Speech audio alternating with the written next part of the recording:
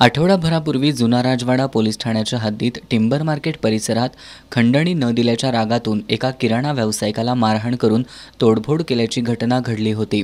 यादवनगर परिसरात खंडणीची मागणी करत एका बेकरी व्यावसायिकाला मारहाण करण्यात आली होती। यामध्ये उपचार सुरू असताना त्या व्यावसायिकाचा मृत्यू झाला होता। याची गांभीर्याने दखल घेत पोलीस अधीक्षक महेंद्र पंडित यांनी सर्व प्रभारी पोलीस अधिकाऱ्यांना शहरातील फाळकूट दादांवर कारवाई करण्याचे आदेश दिले होते। या अनुषंगाने 2 दिवसांपूर्वी शाहूपुरी पोलिसांनी मध्यवर्ती बसस्थानक परिसरातील फेरीवाले आणि दुकानदारांची बैठक घेऊन नाहक त्रास देणाऱ्या फाळकूट दादांविरोधात निर्भीडपणे तक्रार देण्याचं आवाहन केलं होतं। मध्यवर्ती बसस्थानक परिसरातील बिर्याणी व्यावसायिकाकडून माकडवाला वसाहतीमध्ये राहणारा आकाश आनंदा भोसले हा वारंवार फुकट बिर्याणी खात होता। बिर्याणीचे पैसे मागितल्यावर तो व्यावसायिकांना मारण्याची धमकी देत होता।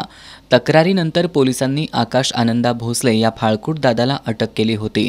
दरम्यान सोमवारी रात्री शाहूपुरी पोलिसांनी फाळकूट दादा आकाश भोसले याची मध्यवर्ती बसस्थानक परिसरातून धिंड काढली। पोलिसांनी परिसरातील खाद्यपदार्थ व्यावसायिकांच्या समोर नेऊन हा फुकट खाद्यपदार्थ मागण्यासाठी येतो का अशी विचारणा करत त्याची मस्ती जिरवली आहे।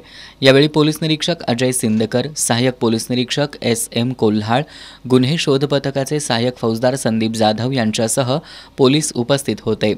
दरम्यान फाळकूट दादाची धिंड पाहण्यासाठी बघ्यांनी मोठी गर्दी केली होती। शाहूपुरी पोलिसांच्या या कारवाईबद्दल परिसरातील फेरीवाल्यांनी समाधान व्यक्त केलंय।